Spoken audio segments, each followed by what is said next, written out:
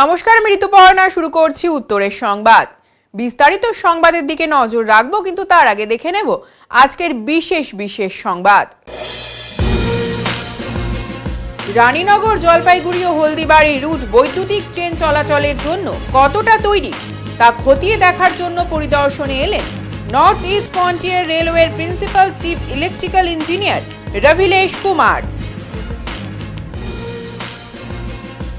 নেশাজাতীয় সামগ্রী সেবন ও এর কারবারিদের বিরুদ্ধে সরব হলেন নয়াপাড়া এলাকার মহিলারা। এই বিষয়ে তারা শুক্রবার একটি ডেপুটেশন দিলেন জলপাইগুড়ি কোতোয়ালি থানায়।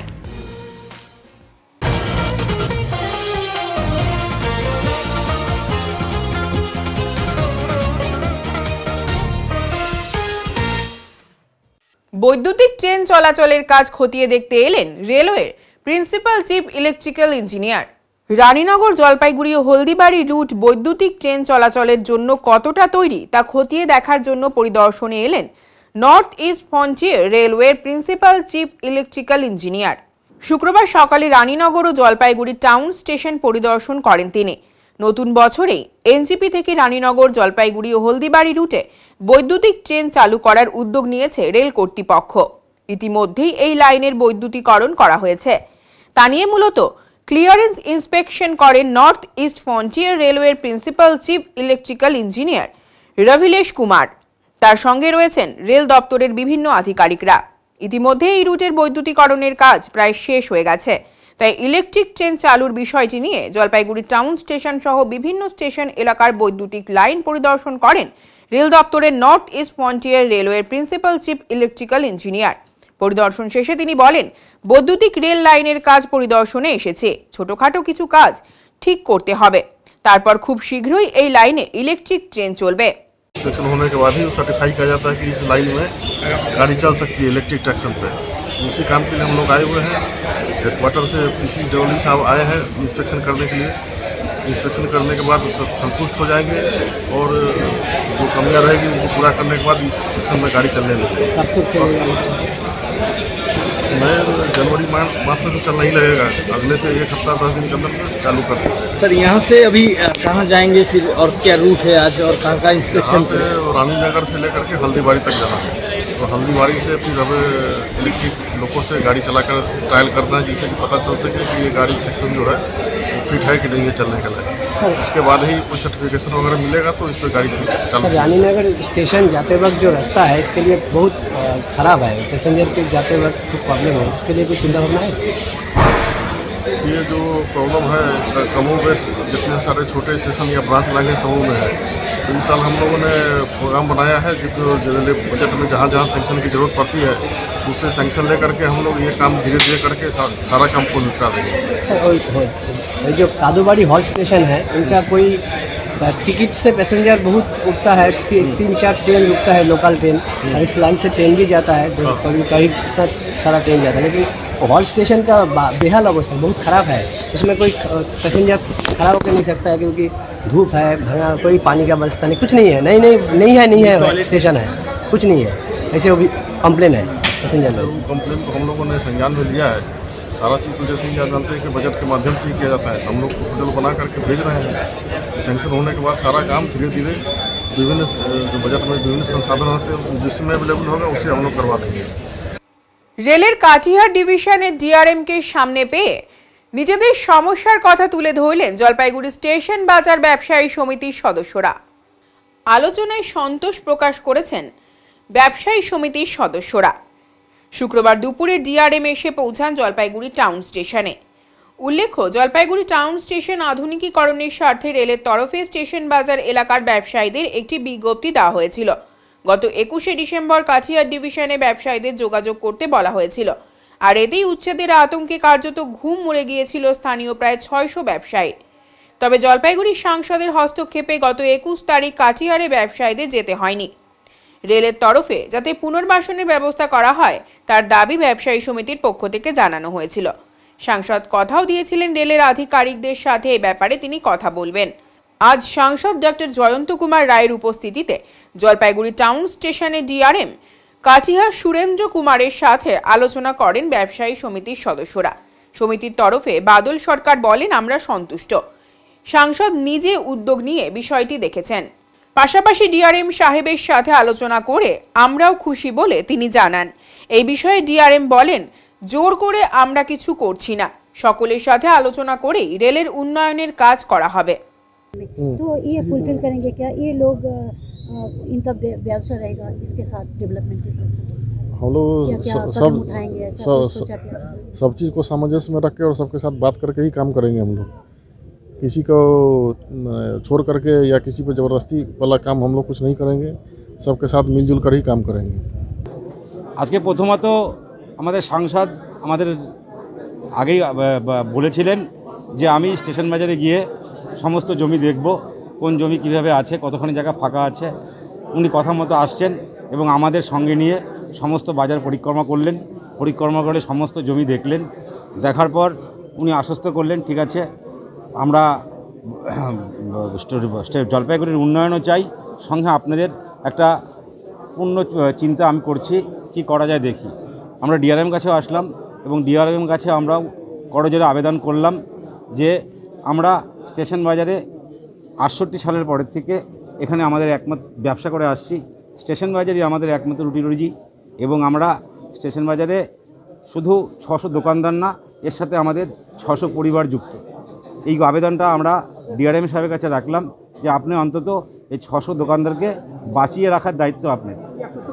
উনি আশ্বস্ত করলেন যে হ্যাঁ আমি চেষ্টা করব, আমার তরফ থেকে আমি 100% চেষ্টা করব যে আমি আপনাদেরকে দেখব।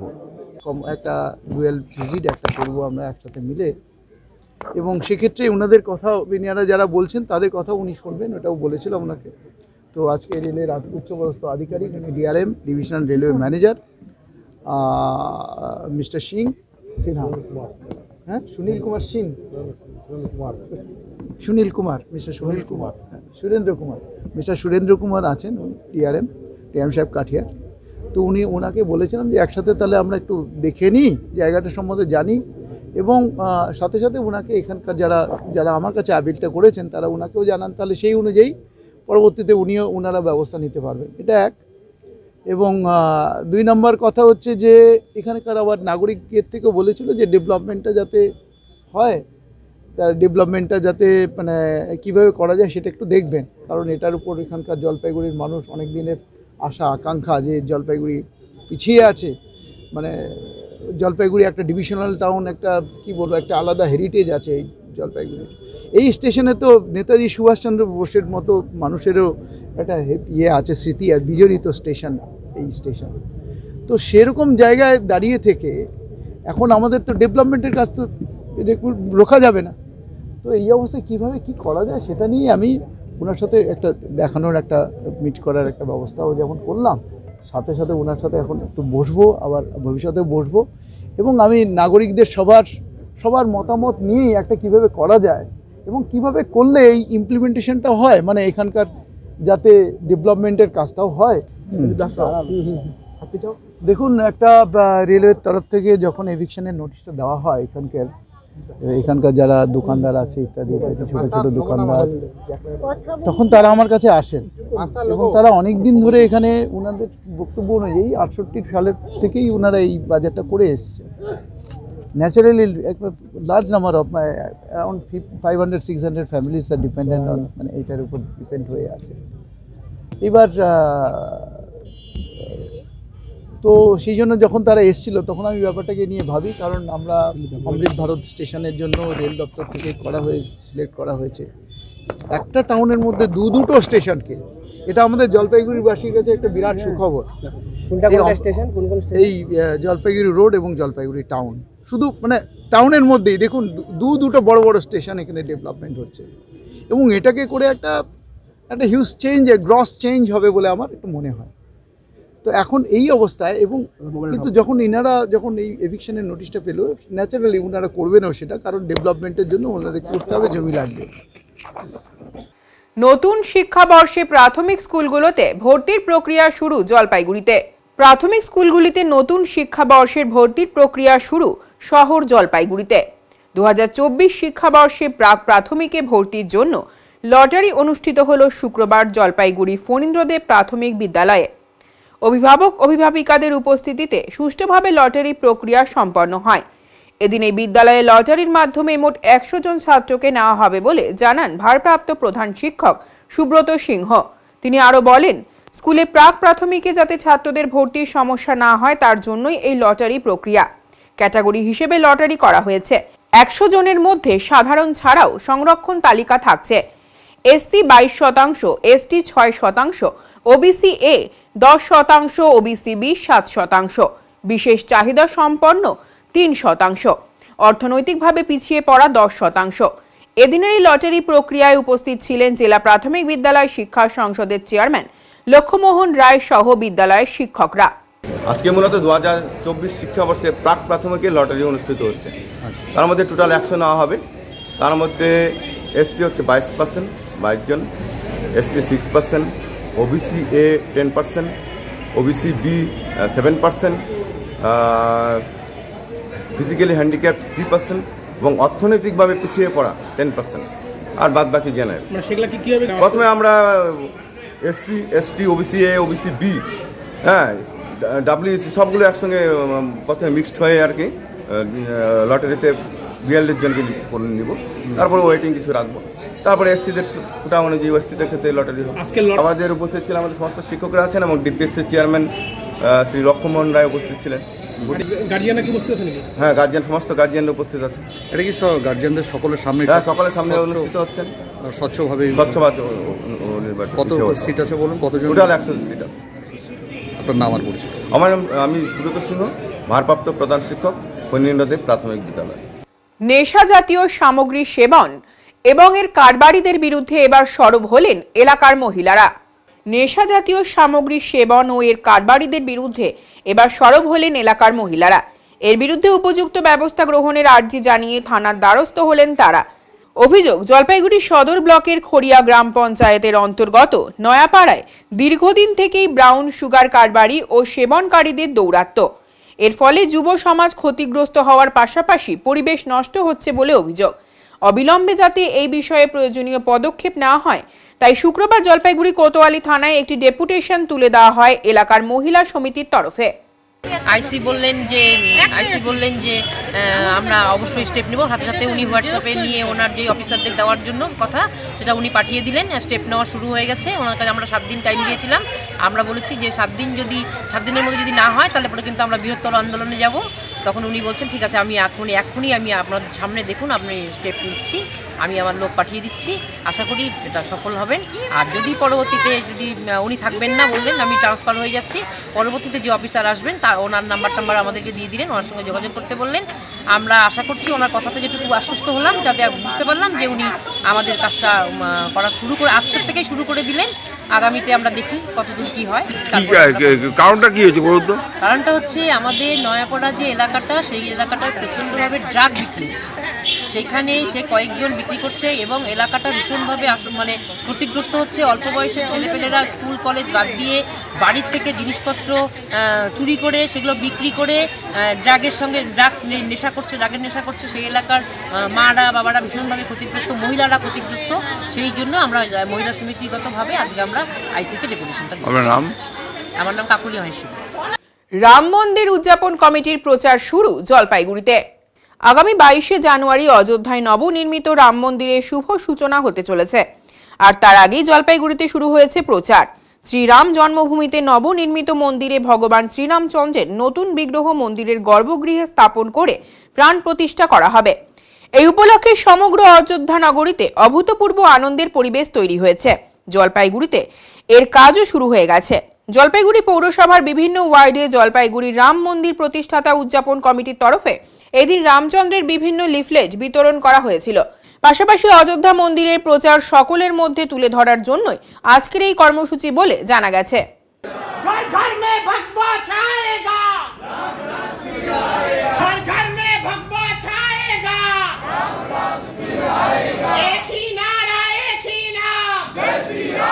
আজকের প্রোগ্রামটা হচ্ছে আমাদের যে অযোধ্যা থেকে যে 22শে জানুয়ারি যে উদ্বোধন হবে অযোধ্যা রাম মন্দির, সেখান থেকে আমাদের অক্ষত চাল, কিছু লেফলেট, কিছু রাম মন্দিরের ছবি এগুলো এসছে।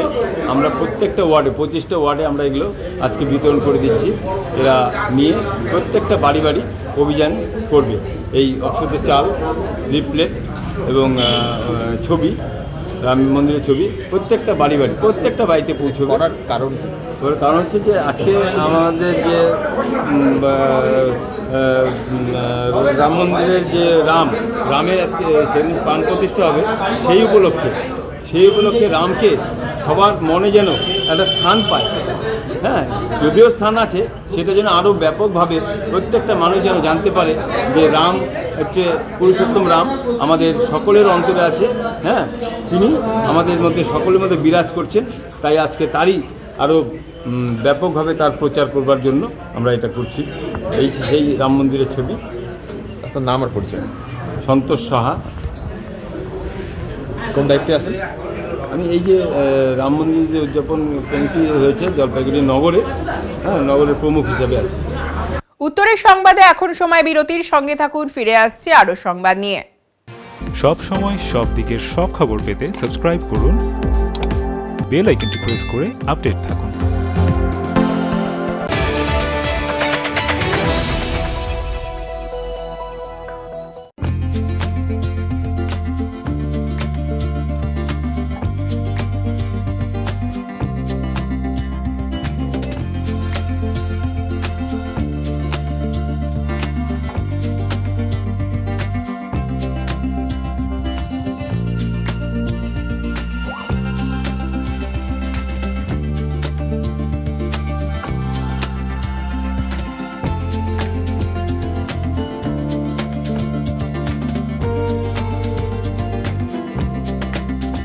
আপনার শহরে প্রসিদ্ধ লৌহ বিপণী কেএস আয়রন হাউসের তরফে সকলকে জানাই প্রীতি ও শুভেচ্ছা। এখানে আপনি পাবেন নামি দামি ব্র্যান্ডের সকল প্রকার লৌহ সামগ্রীর বিপুল সম্ভার। এখানে পাবেন square pipe, round pipe, angles, square bar, পাতি, শীট, টিনের বিভিন্ন আইটেম। এছাড়াও রয়েছে all type of grill and আলমারি ফ্যাক্টরি আইটেম। প্রতিষ্ঠিত মার্বেল ব্যবসায়ী দীপেন্দ্র চক্রবর্তী ও তার সহধর্মিনী মৌসুমী চক্রবর্তীর কেএস আয়রন হাউসে প্রতিটি জিনিসই পাবেন রিজনেবল প্রাইসে। তাই এবার আর বাইরে ছুটতে হবে না আপনাদের। লোহা ও লৌহজাত সামগ্রী সুলভ মূল্যে কিনতে তাই আজই আসুন। আমাদের ঠিকানা কেএস আয়রন হাউস, 4 নম্বর ঘুমটি, জলপাইগুড়ি।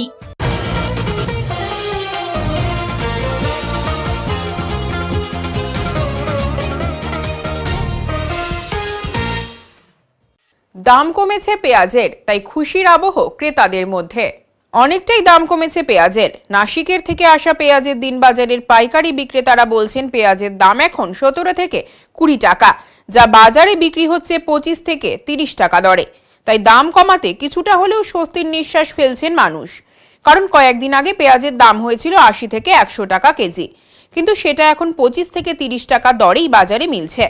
পাইকারি বিক্রেতারা বলেন পেঁয়াজের দাম এখন আপাতত কমই থাকবে, দুর্যোগ না হলে এই দামই থাকবে।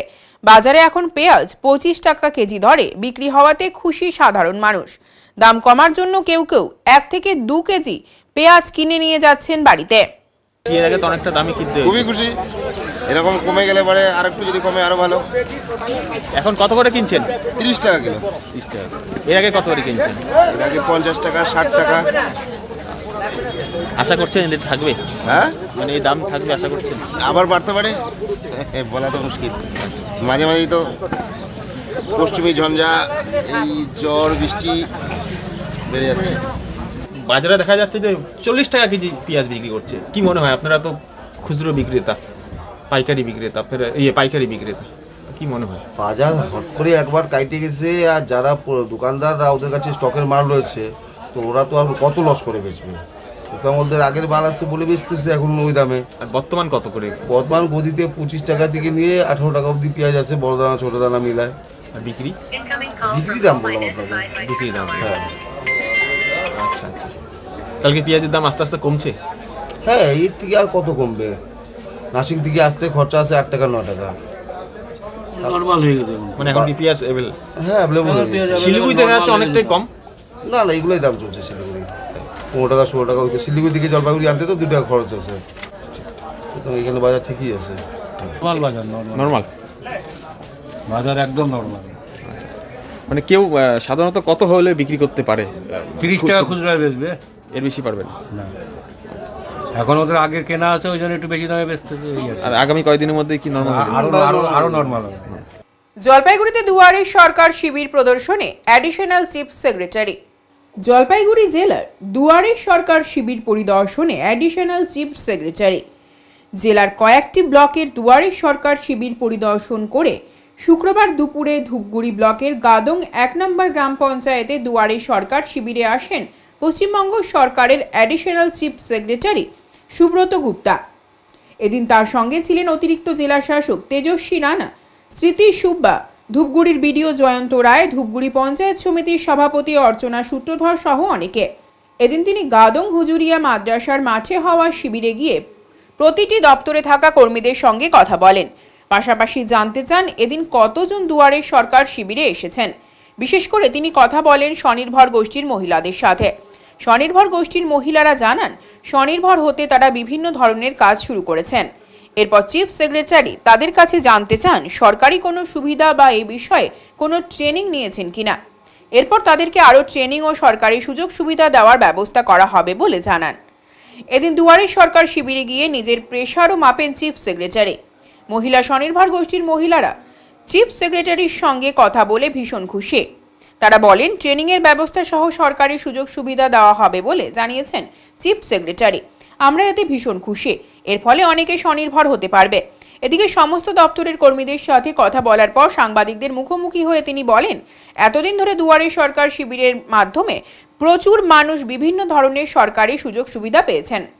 দেখুন, মূল জিনিসটা হচ্ছে যে প্রশিক্ষণ এবং আমাদের সরকারি যে সাহায্য সাবসিডি সেটা আছে, কিন্তু সাবসিডির উপর নির্ভর করে কোনো ব্যবসা চলতে পারে না।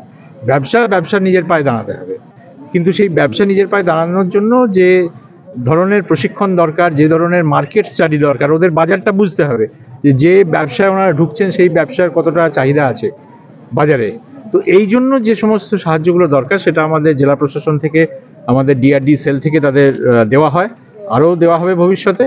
এবং আরও কিছু আলোচনা হলো ওদের সাথে আরও কী কী তারা করতে পারেন, বিশেষ করে যারা স্বনির্ভর গোষ্ঠীর ক্যাশ ক্রেডিট পেয়েছেন, দ্বিতীয় বা তৃতীয় কিস্তি পেয়েছেন, তারা তাদের ব্যবসা আরও কীভাবে বাড়াতে পারে সে নিয়ে সামান্য কিছু আলোচনা হলো। কিন্তু আগামী দিনে আরও ভালো করে যাতে প্রশিক্ষণ দিয়ে তাদের তৈরি করা যায় সেটা আমরা আমাদের জেলা প্রশাসন দেখবেন। স্যার, বললাম যে অনেকেই আসেন দুয়ারে সরকার শিবিরে এসে, অনেকে আমরা দাবি কাস্ট সার্টিফিকেট এবং পেনশন, যেটা জেনারেল পেনশন, একাধিকবার জমা দেওয়ার পর তাদের হচ্ছে না। এটা কি কারণ? জেনারেল পেনশনটা সরকারি সিদ্ধান্তর ব্যাপার, সেটা নিশ্চিতভাবে সরকার একটা সিদ্ধান্ত নেবেন এবং নেওয়ার পরে সেটা যেরকম সিদ্ধান্ত হবে সেই অনুযায়ী কাজ হবে। SC/ST সার্টিফিকেট গত 2-3 বছরে দুয়ারে সরকারের মাধ্যমে যতটা তড়িৎ গতি দেওয়া হয়েছে এর আগে কখনো দেওয়া হয়নি, এবং যে সংখ্যায় দেওয়া হয়েছে সেই সংখ্যায়ও কখনো দেওয়া হয়নি। সুতরাং এটা বলা যাবে না যে এটা খুব দেরি হচ্ছে। এটা ঠিকই যে যারা এখন আসছেন তাদের কেসগুলো, অনেকগুলো ক্ষেত্রেই কেসগুলো খুব কঠিন, মানে খুব সহজ কেস নয়, সেগুলো একটু সময় লাগবে, আমাদের এনকোয়ারি করে দিতে হবে। 1 জানুয়ারিতে ওদলাবাড়িতে শুরু হচ্ছে নৈশ ফুটবল প্রতিযোগিতা। 7 দিনব্যাপী নৈশ ফুটবল টুর্নামেন্ট শুরু হতে চলেছে ওদলাবাড়িতে। নেতাজি সুভাষ অ্যাথলেটিক ক্লাব ও মোহন স্পোর্টিং ক্লাবের ব্যবস্থাপনায় 4th বর্ষ Rina Ghosh memorial winners trophy, Parshuram Agarwal runners up trophy এবং Sudam Mandal memorial fair play trophy knockout football tournament আগামী 1 জানুয়ারি থেকে 7 জানুয়ারি পর্যন্ত ওদলাবাড়ি বিধানপল্লী ময়দানে অনুষ্ঠিত হবে। বৃহস্পতিবার সন্ধ্যায় মোহন স্পোর্টিং ক্লাবের এক মিট দ্য প্রেস অনুষ্ঠানে টুর্নামেন্টের কমিটির সভাপতি তমাল ঘোষ সহ সভাপতি তপন ঘোষ, দেবাশিস রায়, সঞ্জীব দে সরকার, সম্পাদক সুকান্ত চৌধুরী এবং কোষাধ্যক্ষ রাজেশ আগরওয়াল উপস্থিত ছিলেন।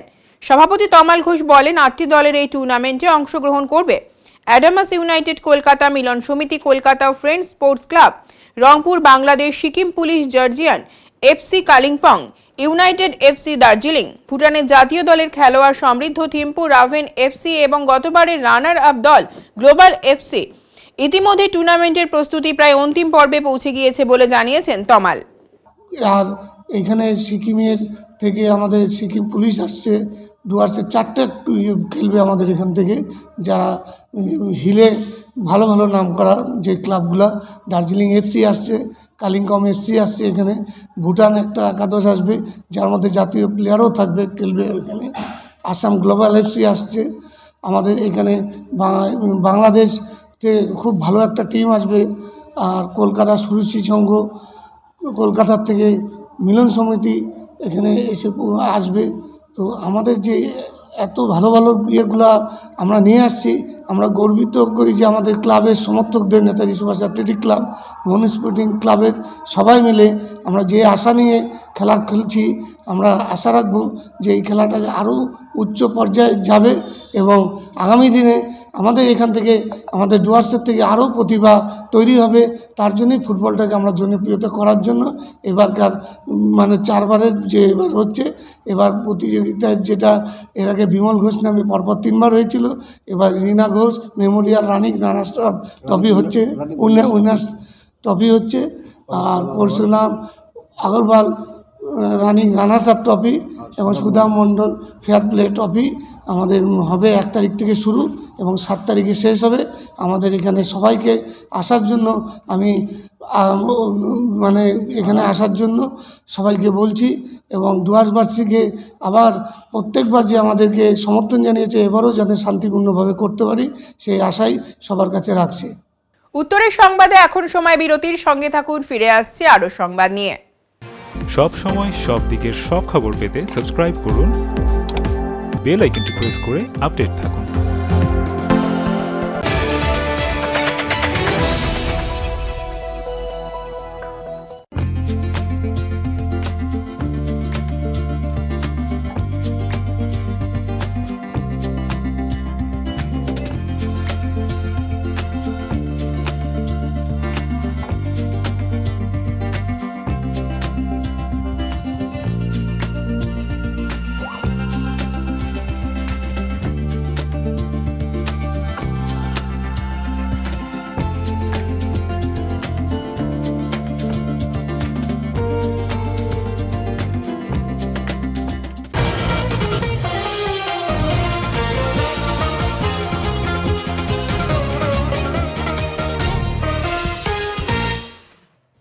নাম কীর্তনকে সামনে রেখে ধুমধামের সহিত শোভাযাত্রা উদযাপন জলপাইগুড়িতে। সেবাগ্রাম কালীবাড়ি কমিটির 3য় বার্ষিক অষ্টকালীন শ্রী শ্রী হরিনাম সংকীর্তন অনুষ্ঠান আজ থেকে শুরু হবে, চলবে আগামী 4 দিন। আর সেই উপলক্ষে শুক্রবার দুপুরে একটি শোভাযাত্রার আয়োজন করা হয় সেবাগ্রাম ওয়েলফেয়ার থেকে। শোভাযাত্রাটি জলপাইগুড়ি শহরের বিভিন্ন পথ পরিক্রমা শেষে আবার সেবাগ্রামে শেষ হয়। এই শোভাযাত্রাটিতে অসংখ্য মহিলা ও পুরুষের সমাগম ছিল। অষ্টকালীন লীলা কীর্তন সকলের মধ্যে প্রচার করার উদ্দেশ্যেই এই শোভাযাত্রাটি বলে জানা গেছে।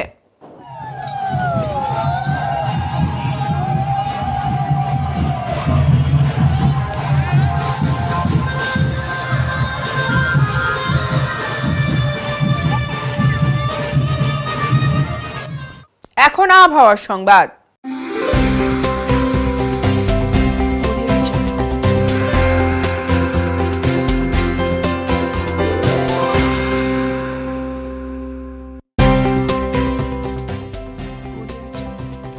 কেন্দ্রীয় আবহাওয়া দপ্তরের জলপাইগুড়ি কেন্দ্র থেকে পাওয়া তথ্য অনুযায়ী শুক্রবার দিনের সর্বোচ্চ তাপমাত্রা ছিল 30 ডিগ্রি সেলসিয়াস ও সর্বনিম্ন তাপমাত্রা ছিল 12.8 ডিগ্রি সেলসিয়াস।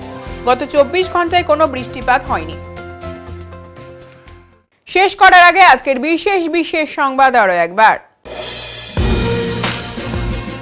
রানীনগর, জলপাইগুড়ি ও হলদিবাড়ি রুট বৈদ্যুতিক ট্রেন চলাচলের জন্য কতটা তৈরি তা খতিয়ে দেখার জন্য পরিদর্শনে এলেন নর্থ ইস্ট ফ্রন্টিয়ার রেলওয়ের principal chief electrical engineer Ravilesh Kumar.